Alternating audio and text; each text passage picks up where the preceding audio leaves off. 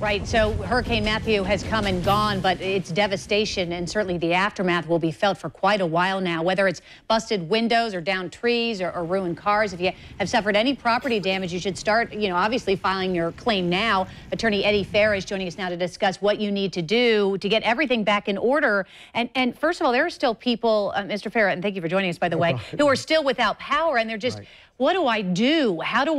Where do I even begin? So let's start first with the deductible, because we were talking to Matt Carlucci a little while ago, in fact, and he said he's hearing from a lot of people who don't have the money to even come up with a hurricane deductible, and there's important information you need to know legally about the deductible. Well, yeah, the deductible, there are two types of deductibles. First of all, a deductible is the amount of money that you pay out of pocket before the insurance company will start paying. There are two types of deductibles. Some have a dollar amount, like $5,000 or $10,000. Some insurance policies have a percentage of your value of your home. For instance, a 5% value of your house. So if that value of the house is $300,000, that's $15,000 worth of deductible, if I got the math correctly. Yeah. So you look at the policy first, because the insurance policy gives you your rights and what you're entitled to. After you get past the deductible, you have to look at whether or not your insurance policy pays you the actual cash value of something you lost. If your policy provides actual cash value, they're going to pay you the value of that item that you lost, what it was worth at the time that it was damaged. If you had a couch that was 10 years old, the insurance company is going to depreciate it and say it was worth maybe $5 or whatever it is. Do you have to prove, though, that you have some kind of receipt, prove that you spent $2,000 on that couch, or will they work with you? Well, that's where the arguments come in and the discussions come in, is what is the value of that item at the time of the damage. Now, if your policy gives you replacement cost, you don't have to worry about that. They're going to pay you what a brand new couch would cost today. So again, you go back to your policy, you look at whether it provides actual cash value replacement or replacement cost. So those are the two things you need to look for. What about your home in general? Some homes, for example, are much older, so it was much less expensive to build them then. So let's say their house cost them $200,000, let's just say, to build, but now with costs going up, it would cost maybe twice that. What do they get back if they have to replace their whole house? Well, again, it depends on the wording of the policy. And between actual cash value and replacement cost. Okay, so what about the money that you get from your insurance company then? Okay. Well, how will that be paid?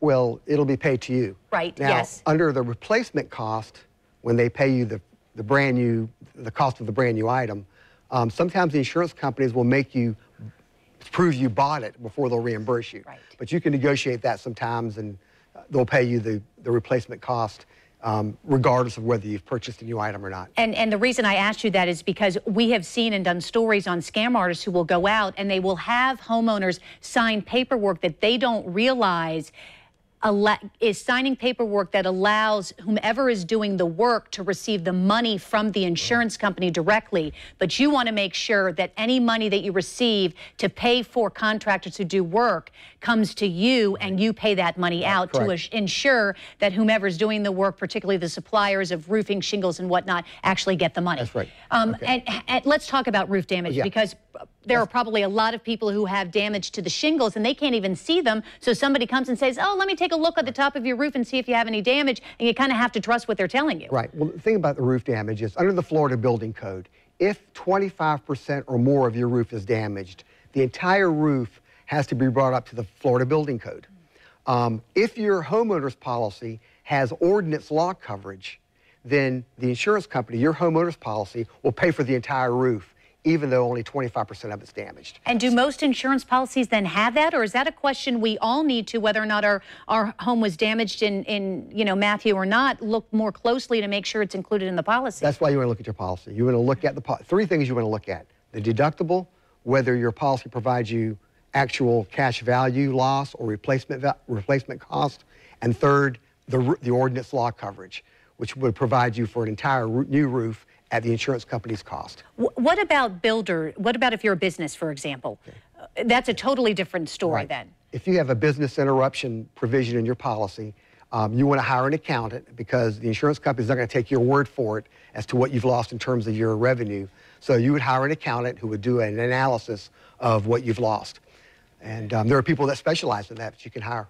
And it sounds like, because I always read over my insurance policy, but these are the kinds of things that can be disputed later. For example, if your neighbor's tree falls on your house, if the tree was living, then it's your responsibility to take down the part that came onto your house and did the damage. But if the tree was dead, then you might need a lawyer when it comes to fussing, maybe perhaps with your neighbor, them being responsible for the damage caused by a dead tree that was on their property that fell on yours. Yeah, it depends. I mean, if the tree's on your property and the tree is old and you kind of knew it was getting ready to fall down, you're on notice.